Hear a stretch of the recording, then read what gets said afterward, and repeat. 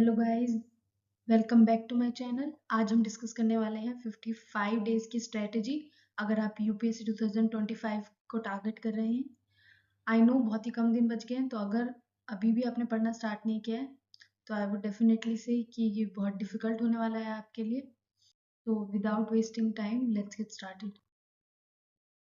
अगर हम बात करें प्रीलिम्स की, तो प्रीलिम्स की डेट ऑलरेडी फिक्स्ड है विच इज़ 25 ऑफ मई। तो आज 31 मार्च से लेके 25 ऑफ मई तक 55 डेज आपके पास टोटल हैं, जिसे आपको अच्छे से यूटिलाइज करना है क्लियर करने के लिए। पहले स्ट्रक्चर देख लेते हैं। तो प्रीलिम्स में दो स्टेप्स में होता है। First is GS and second is CSAT. GS 100 marks के 200 questions which is 9:30 to 11:30 AM। And अगर सीसेट की बात करें तो 80 क्वेश्चन 200 मार्क्स के होते हैं, जो 2:30 बजे से 4:30 बजे तक का होता है। दोनों में ही नेगेटिव मार्किंग होती है 0.25 की। अगर बात करें सिलेबस की, तो जीएस में आते हैं main syllabus polity, economy, environment, geography, history, science and tech and current affair which includes all of these. अगर सी सेट में बात करें तो रीडिंग कॉम्प्रिहेंशन, रीजनिंग क्वेश्चन जिसमें decision making as well as analytical abilities आती हैं। Quant की बात करें तो इसमें बेसिक न्यूमरेटर से लेके डाटा इंटरप्रिटेशन के क्वेश्चंस और कुछ मिसलिनियस क्वेश्चन इंक्लूडेड होते हैं। तो ये बेसिक स्ट्रक्चर है प्रीलिम्स का जो पूछा जाता है। अब बात कर लेते हैं कि किस तरह के क्वेश्चन पिछले ईयर्स में पूछे गए हैं, कुछ चेंजेस जो हुए हैं over the years. So let's discuss that. अगर जनरल स्टडीज के पेपर की बात करें तो अगर प्रीवियस ईयर क्वेश्चंस को हम एनालाइज करें, मैंने यहाँ पे लास्ट 7 ईयर्स के क्वेश्चंस को एनालाइज किया है 2018 से लेकर 2024 तक। तो जो बेसिक सब्जेक्ट है वो है polity, economics, environment, geography, history जिसमें आर्ट एंड कल्चर भी इंक्लूडेड है, एंड साइंस एंड टेक।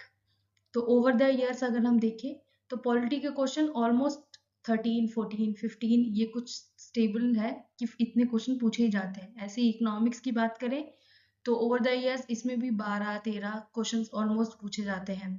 तो अगर हम बात करें परसेंटेज वाइज तो पॉलिटी 15%, हिस्ट्री 20%। हिस्ट्री 20% इसलिए भी है क्योंकि इसमें आर्ट एंड कल्चर का जो पोर्शन है वो इंक्लूडेड है। इसके अलावा इन्वायरमेंट है, ज्योग्राफी है, इकोनॉमी है 17%, साइंस एंड टेक है और कुछ मिसलिनियस क्वेश्चन है 10% जो पूछे जाते हैं। यूजली करंट अफेयर्स के क्वेश्चन होते हैं जो आउट ऑफ द ब्लू ही होते हैं। सो कंफर्मेशन के लिए अगर आप देखें तो आप पॉलिटी ज़्यादा बेटर करके जा सकते हैं। इसके अलावा हिस्ट्री है जिसमें आप मॉडर्न हिस्ट्री होती है, इसके अलावा एंशियंट हिस्ट्री है एंड मिडिवल हिस्ट्री है, प्लस आर्ट एंड कल्चर का पोर्शन है जो इंक्लूडेड है। के अलावा अगर बात करें इन्वायरमेंट और ज्योग्राफी की तो बहुत सारे ऐसे टॉपिक्स हैं जो ओवरलैपिंग है, तो आपको सिर्फ एक बार कंप्लीट करना है और आपके लिए दोनों जाएंगे। साइंस एंड टेक की बात करें तो ज़्यादातर तो करंट अफेयर बेस्ड क्वेश्चंस आते हैं। इकोनॉमिक्स भी करंट अफेयर बेस्ड है लेकिन आपको बेसिक कॉन्सेप्ट पता होने चाहिए। अब बात कर लेते हैं ओवर द ईयर्स कौन कौन से चेंजेस आए हैं पैटर्न में। तो अगर ओवर द ईयर्स चेंजेस की बात करें, सबसे पहले अगर हिस्ट्री की बात करें तो मॉडर्न हिस्ट्री के क्वेश्चंस जो हैं वो रिड्यूस हो गए हैं 3-1। पहले मॉडर्न हिस्ट्री क्वेश्चंस बहुत ज़्यादा पूछे जाते थे, अब मिडिवल और एंशिएंट के, इवन एंशिएंट के भी क्वेश्चंस जो हैं वो इंक्रीज हो गए हैं। आर्ट एंड कल्चर ज़्यादा प्रोमिनेंट हो गया है और उसका वेटेज बढ़ गया है। ज़्यादातर लिटरेचर, आर्किटेक्चर से ज़्यादा क्वेश्चन पूछे जाते हैं जिसमें 7 से 8 क्वेश्चन उसी के होते हैं। इसके अलावा जो यूनेस्को की साइट्स है, वर्ल्ड हेरिटेज साइट्स वगैरह हैं जो न्यूज़ में है, या विजयनगर एम्पायर हो गया, रिलीजन जैसे कि बुद्धिज्म है, जैनिज्म है, इनसे रिलेटेड क्वेश्चन ज़्यादा पूछे जाते हैं। इनकी कोई साइट्स है जो न्यूज़ में थी, वो क्वेश्चन ज़्यादा हो गए हैं ओवर द ईयर्स अगर हम हिस्ट्री के पैटर्न की बात करें। एग्जाम्पल के तौर पे आप ये क्वेश्चन देख सकते हैं। ये 2024 का क्वेश्चन है जिसमें पूछा गया है कि इनमें से कौन सा वर्क है जो प्ले राइटर था भाषा और उनसे रिलेटेड है, विच इज काव्यलंक, नृत्यशास्त्र, मध्यंग व्यंग्य या मध्य भाषा भाष्य। तो अगर इसके आंसर्स की बात करें तो मध्य भाष्य बेसिकली इसका करेक्ट आंसर है। इसके बाद अगर नेक्स्ट बात करें, एक और एग्जाम्पल देखते हैं। फॉर एग्जाम्पल ये वर्ल्ड हेरिटेज से रिलेटेड एक क्वेश्चन पूछा गया था कि consider the following world heritage site जो डिक्लेयर की है यूनेस्को ने 2023 में। तो रीसेंट क्वेश्चन है करंट अफेयर का, लेकिन लिंक आर्ट एंड कल्चर से है। शांति निकेतन, रानी की वेव, सेक्रेड एम्बलम या महाबोधि टेम्पल बोधिया में। तो आपको पता होना चाहिए कि वर्ल्ड हेरिटेज साइट कितनी है, यूनेस्को ने कौन सी डिक्लेयर की है, किस ईयर में डिक्लेयर की है, वो भी। नेक्स्ट बात करते हैं।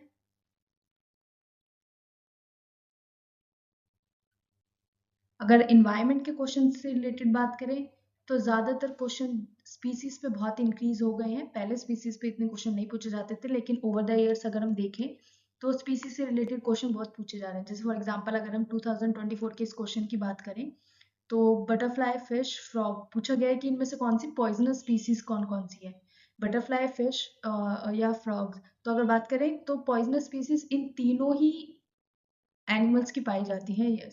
सॉरी, एनिमल तो ये है नहीं, but still.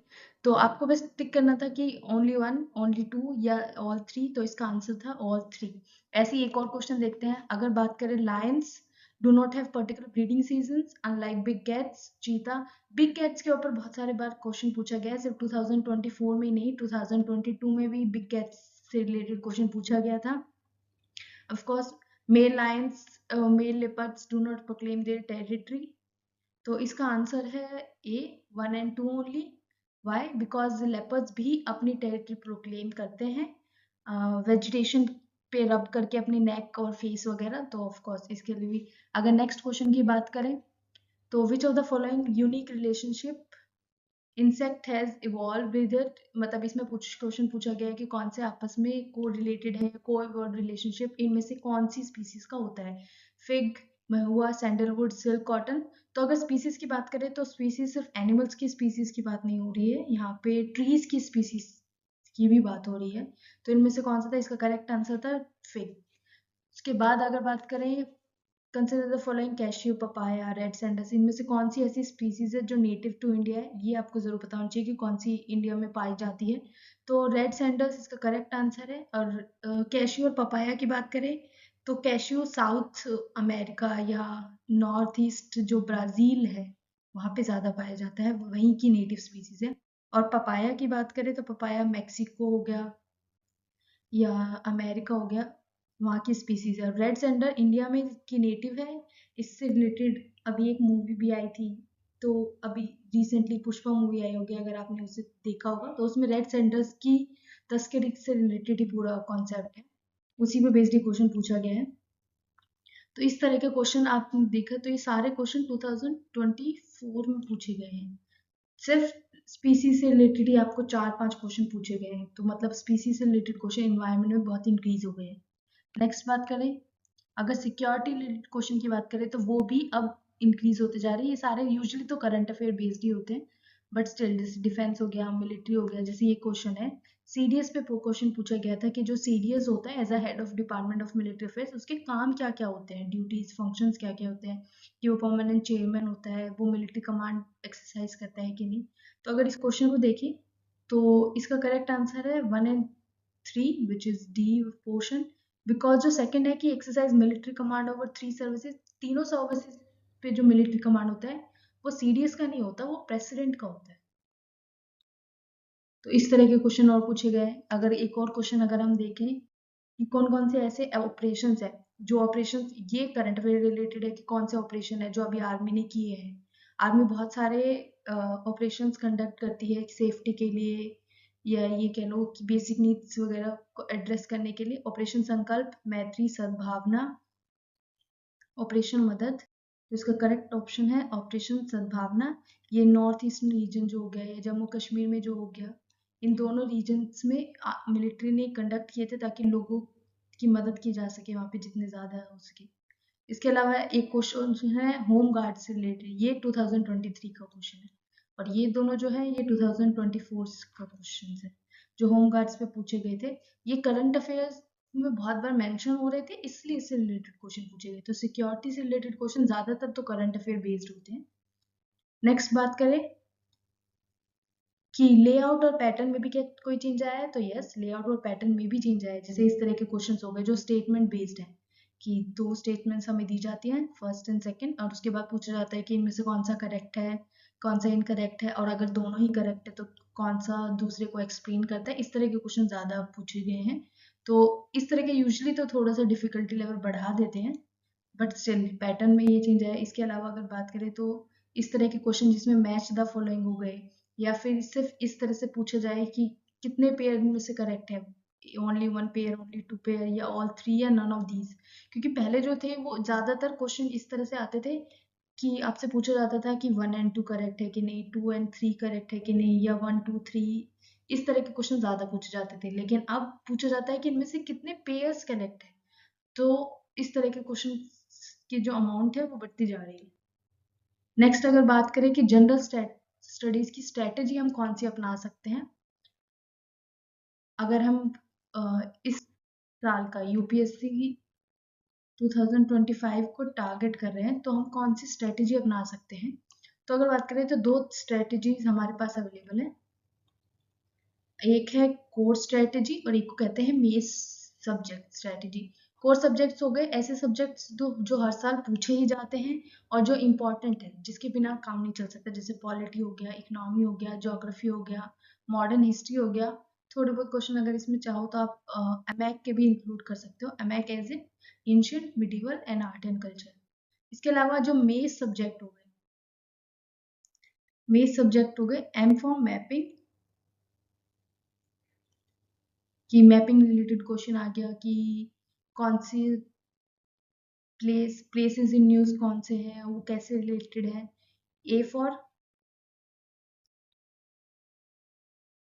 एमएक which is again ancient, medieval and art and culture. I for international relation, S for science and tech, and E for environment.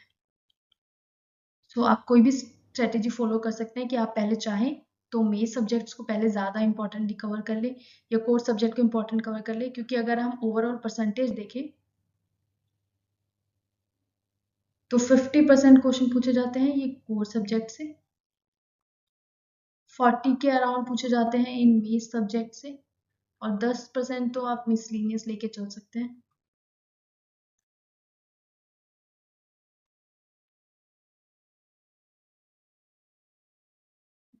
Strategy की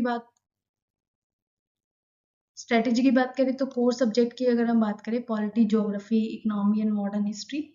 पॉलिटी की बात करें तो पॉलिटी से रिलेटेड क्वेश्चंस जो है कुछ 13-14 क्वेश्चन कंपलसरी है, ऑलमोस्ट आते ही हैं, और इनका जो लेवल है वो इतना डिफिकल्ट नहीं होता है कंपैरिजन टू बाकी सब्जेक्ट। इजी से मॉडरेट लेवल के क्वेश्चंस होते हैं। तो अगर आपने लक्ष्मीकांत भी अच्छे से कवर की है तो आई एम श्योर आप इनको कवर कर सकते हैं।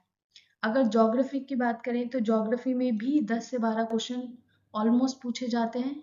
हाँ, इसके क्वेश्चन थोड़े से डिफिकल्ट हो सकते हैं, कंप्लीटली डिफिकल्ट तो नहीं, पर आपको अगर बेसिक कॉन्सेप्ट पता है ज्योग्राफी के तो बेसिक कॉन्सेप्ट प्लस कोई अगर करंट न्यूज में है उसको इससे रिलेटेड कर लो तो ज्योग्राफी भी हो सकती है। ज्योग्राफी जो है वो इन्वायरमेंट के साथ ओवरलैप करती है, तो बहुत सारे ऐसे कॉन्सेप्ट है जो ज्योग्राफी के इन्वायरमेंट के साथ कंप्लीट हो सकते हैं। उसके बाद बात करें इकोनॉमी की, तो इकोनॉमी के क्वेश्चन भी 11-12 क्वेश्चन ऑलमोस्ट हर साल इकोनॉमी के क्वेश्चंस पूछे जाते हैं। ज्यादातर तो बेसिक कॉन्सेप्ट आपको पता होना चाहिए, जैसे कि बजट हो गया, मॉनेटरी पॉलिसी हो गया, फिस्कल पॉलिसी हो गया, इन सब से रिलेटेड क्वेश्चंस हो गए। मॉडर्न हिस्ट्री की बात करें तो over the years of course modern history के क्वेश्चन रिड्यूस जरूर हुए हैं, लेकिन 5-6 क्वेश्चन अभी भी मॉडर्न हिस्ट्री से पूछे जाते हैं। बस फर्क सिर्फ इतना है कि अब ज्यादातर क्वेश्चन जो है वो 1857 के बाद से नहीं पूछे जाते। ज्यादातर रिलीजियस रिफॉर्म्स जो हो गए, या ब्रिटिशर्स ने कोई रिफॉर्म लेके आए थे, उनसे रिलेटेड क्वेश्चन जो हो गए वो ज्यादातर पूछे जाते हैं। बट हाँ, 5 से 6 क्वेश्चन अभी भी जो मॉडर्न हिस्ट्री से पूछे जाते हैं। तो अगर ओवरऑल देखें तो आपको 40 से 45 क्वेश्चन आपको सिर्फ इन कोर सब्जेक्ट से मिल सकते हैं, विच इज अगर हम करेक्टली करके जाएं तो इट्स 90 के अराउंड जो मार्क्स हैं आपको कोर सब्जेक्ट से मिल सकते हैं। सो आप चाहें तो ये स्ट्रेटेजी फॉलो कर सकते हैं। या फिर दूसरी स्ट्रेटेजी जो है मेस सब्जेक्ट की, जिसमें आता है मैपिंग, IR, अमेक, साइंस एंड टेक और इन्वायरमेंट। अगर मैपिंग की बात करें तो आप मैपिंग को कैसे प्रिपेयर कर सकते हैं, इसको फेज एरिया वाइज कह सकते हो आप, प्रिपेयर कर सकते हैं area wise as in continent wise, जैसे एशिया, यूरोप, इसके अलावा साउथ अमेरिका, नॉर्थ अमेरिका, इस हिसाब से आप कर सकते हैं। इसके लिए आप ब्लैंक मैप्स ले सकते हैं, उनको फिल करके जितनी ज़्यादा बार आप प्रैक्टिस करेंगे उतना ज़्यादा आपको मैपिंग क्लियर होगी। इसके बाद आते हैं IR। IR एक स्टेटेड टॉपिक है, वैसे तो ये करंट अफेयर बेस्ड टॉपिक है, पर आप उसको स्टैटिक के साथ कंबाइन करके उसके बाद पढ़िए। जैसे फॉर एग्जांपल कोई ऑर्गेनाइजेशन है, वो न्यूज़ में है, तो आपको उस ऑर्गेनाइजेशन की सिर्फ करंट न्यूज़ नहीं, उसकी हिस्ट्री और वो कब फॉर्म हुई थी वो सब भी पता होना चाहिए। फॉरेन पॉलिसी हो गई इंडिया की किसी पर्टिकुलर कंट्री के लिए, या फिर किसी कॉन्टिनेंट के लिए, वो सब पता होना चाहिए। प्लेसेस इन न्यूज़ जो आजकल बहुत ज़्यादा है, वो आपको पता होना चाहिए।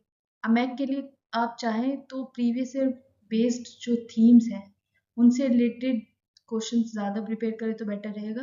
जैसे एंशियंट में बहुत सारे ऐसे टॉपिक्स हैं जो क्लियरली बहुत बार रिपीट होते हैं, जैसे कि अगर रिलीजन वाइज देखें तो बुद्धिज्म, जैनिज्म के क्वेश्चन सबसे ज़्यादा बार रिपीट होते हैं। या अगर एम्पायर वाइज देखें तो मौर्यन एम्पायर हो गया एंशियंट हिस्ट्री में। मिडेवल में देखें तो मुगल एम्पायर हो गया, बहुत बार रिपीट होते हैं। आर्ट एंड कल्चर में देखें तो वर्ल्ड, जैसे हमने देखा वर्ल्ड हेरिटेज साइट, ये बहुत बार रिपीट होते हैं। इन्वायरमेंट में कुछ ऐसे बेसिक टॉपिक हैं जो सबसे ज़्यादा बार रिपीट होते हैं, जैसे प्रोटेक्टेड एरियाज। कोई अभी कॉन्फ्रेंस ऑफ पार्टीज हुई है, इंडिया ने पार्टिसिपेट किया है, तो वो किससे रिलेटेड है, उसका बेसिक लॉज क्या है वो सब। या कोई नया लॉ बना है, पॉल्यूशन से रिलेटेड टॉपिक बहुत बार पूछे जा गए हैं। तो ये सब बेसिक टॉप स्ट्रेटेजी है जो आप फॉलो कर सकते हैं अगर आप मेस सब्जेक्ट्स को पहले कवर करना चाहते हैं तो। अगर स्ट्रेटेजी जो मैं सजेस्ट करूं, अगर उसकी बात करें, तो आप पहले 30 डेज और लास्ट के 25 डेज अलग अलग तो हिस्सों में बांट सकते हैं अपने टोटल 55 डेज को। सबसे पहले आप बेसिक सब्जेक्ट कवर कर लीजिए, क्योंकि एक बार ये सब्जेक्ट कवर हो गए तो आपका आधे से ज़्यादा पोर्शन कवर हो जाएगा, और आपको बार बार इसको ज़्यादा वो रिवाइज करने की भी ज़रूरत नहीं है। जैसे पॉलिटी के लिए आपको ज़्यादा बुक्स की ज़रूरत नहीं है, एक बुक पे स्टिक कीजिए which is Laxmikanth, more than enough है। उसके भी इम्पॉर्टेंट चैप्टर्स या ये कह सकते हैं टॉपिक्स जो सबसे ज़्यादा बार पूछे जाते हैं, जिसमें आ गया fundamental rights, directive principle, union और स्टेट गवर्नमेंट, इसमें आ गया president, governor, parliament, state legislature, ये सब इंक्लूडेड है यूनियन और स्टेट गवर्नमेंट में। इसके अलावा शेड्यूल्स हो गए, कॉन्स्टिट्यूशनल अमेंडमेंट हो गया, इमरजेंसी प्रोविजंस हो गए। ये ऐसे थीम्स हैं या ये कह सकते हो टॉपिक्स हैं जो प्रीवियस ईयर्स में सबसे ज़्यादा पूछे जाते हैं और ऑलमोस्ट हर साल पूछे जाते हैं। तो आप चाहे तो पहले प्रीवियस ईयर क्वेश्चंस को एक बार चेकआउट करें और उससे रिलेटेड थीम्स और टॉपिक्स पता करके वो एटलीस्ट कम से कम कवर कर लें। इसके बाद आता है इकोनॉमिक्स। इकोनॉमिक्स के लिए मैं सजेस्ट करूँगी कि इंस्टेड ऑफ एक पर्टिकुलर बुक के आप टॉपिक वाइज नोट्स बना सकते हैं और उनको ज़्यादा कवर कर सकते हैं। जैसे आप मृणाल की वीडियोस देख सकते हैं, या कोई भी टॉपिक है, फॉर एग्जांपल आपने टॉपिक चुना है इन्फ्लेशन, तो आपको बस इन्फ्लेशन सर्च करना है। आप गूगल पे सर्च कर सकते हैं इन्फ्लेशन यूपीएससी, और उससे रिलेटेड टॉप जितनी भी न्यूज़ है या फिर बेसिक कॉन्सेप्ट है वो आप पहले अच्छे से समझ सकते हैं। इसमें भी बहुत सारे ऐसे टॉपिक्स हैं जो बहुत कॉमन है, जैसे fiscal policy, monetary policy, budget हो गया 2025 का, इन्फ्लेशन से रिलेटेड टॉपिक्स हो गए, ये सब आप पढ़ सकते हैं। फिर अगर हम बात करें ज्योग्राफी या इन्वायरमेंट की, मैंने एक साथ क्यों लिखा है वो इसलिए क्योंकि बहुत सारे टॉपिक्स हैं जो सेम है इन्वायरमेंट में भी, ज्योग्राफी में भी, तो आप उनको साथ में पढ़ सकते हैं। बेसिकली आप अगर वो क्वेश्चन भी कर ले जो प्रीवियस ईयर में पूछे गए हैं तो भी बहुत इंपॉर्टेंट है। आप बस उनसे रिलेटेड जो टॉपिक्स हैं उनको पहले कवर कर लें।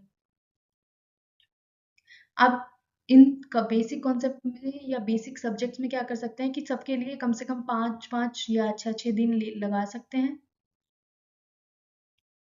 5 दिन में जैसे पॉलिटी पहले कवर कर ली, 5 दिन में इकोनॉमिक्स, देन ज्योग्राफी वगैरह, उसके बाद आप मैपिंग पे ध्यान दे सकते हैं। मैपिंग में इंटरनेशनल रिलेशन भी कवर हो जाएगा, जैसे ज्योग्राफी में इन्वायरमेंट कवर हो जाएगा, मैपिंग में आप इंटरनेशनल रिलेशन साथ में कवर कर सकते हैं। इसके लिए अब दोबारा से आपको एक एक चीज़ सर्च करने की ज़रूरत नहीं है, यूट्यूब पे बहुत सारी वीडियोज़ अवेलेबल हैं। आप बस एक बार वो वीडियो देख लीजिए, 2 घंटे की, 4 घंटे की मैक्स टू मैक्स वीडियो है। जैसे फॉर एग्जांपल मैंने एग्जांपल में भी लिखा है, टारगेट यूपीएससी करके जो चैनल है उसमें मैपिंग मैराथन है, एक 2 घंटे का, एक 4 घंटे का है सुदर्शन गुर्जर सर का। आप बस उसे भी कवर कर लेंगे 4 घंटे का, अ, तो भी मोर देन इनफ है, क्योंकि उसमें वो प्लेसेस इन न्यूज़ तो बताते ही बताते हैं। इसके अलावा वो उनकी हिस्ट्री भी बताते हैं, कोई ऑर्गेनाइजेशन है उनके बारे में भी बताते हैं, तो कब का कवर हो जाएगा। अच्छा, इसके बाद अगर अमेक की बात करें, which is ancient medieval history, क्योंकि वो बहुत ही वास्ट सिलेबस है, तो मैं सजेस्ट नहीं करूँगी कि आप पूरा स्टार्टिंग से पढ़ें, क्योंकि उससे बस आपका टाइम वेस्ट ही होगा। आप इंस्टेड कर क्या सकते हैं कि सिर्फ प्रीवियस ईयर में जो टॉपिक्स पूछे गए हैं, आप सिर्फ उनको कवर करें, मोर देन इनफ है। आप पूरा पता हो इसका मैं एक्सपेक्ट भी नहीं कर रही, और वो पॉसिबल भी नहीं है। तो आप क्या कर सकते हैं कि ये जो पॉलिटी, इकोनॉमी और ज्योग्राफी, इनके लिए 5-5, 6-6 दिन अगर आपने लगाए, तो ये 15-17 डेज आप कवर कर सकते हैं। फिर मैपिंग के लिए मैक्स टू मैक्स 2-3 दिन, 2 दिन भी बहुत है। इसके अलावा आप बाकी के 3-4 दिन आप अमेक को दे सकते हैं।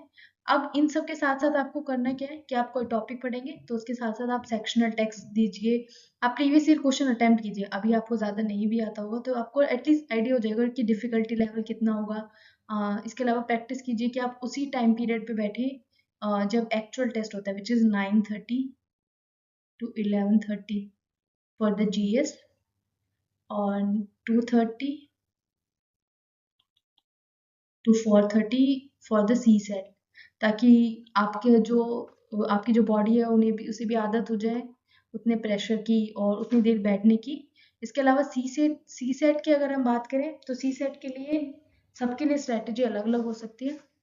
कुछ लोग होते हैं जिनका रीडिंग कॉम्प्रिहेंशन या उनका बैकग्राउंड मैथमेटिक्स से रिलेटेड बहुत अच्छा होता है, तो उन्हें इतनी मेहनत करने की ज़रूरत नहीं होती, क्योंकि ये सिर्फ एक पासिंग सब्जेक्ट है। आपको इसमें सिर्फ पास होना है, मेरिट बेस्ड क्वेश्चन है, ये आपके काउंट भी नहीं होगा। तो अपनी अंडरस्टैंडिंग और एबिलिटी के हिसाब से आप इसके लिए प्रिपेयर कर सकते हैं। अब कैसे पता चलेगा कि आपको कितनी प्रिपरेशन की ज़रूरत है सी सेट में, तो मैं सजेस्ट करूँगी कि आप ऐसे कीजिए कि 2024 का जो पेपर है, आप पहले उसे अटेम्प्ट करके देखिए कि आप कितना स्कोर कर पा रहे हैं।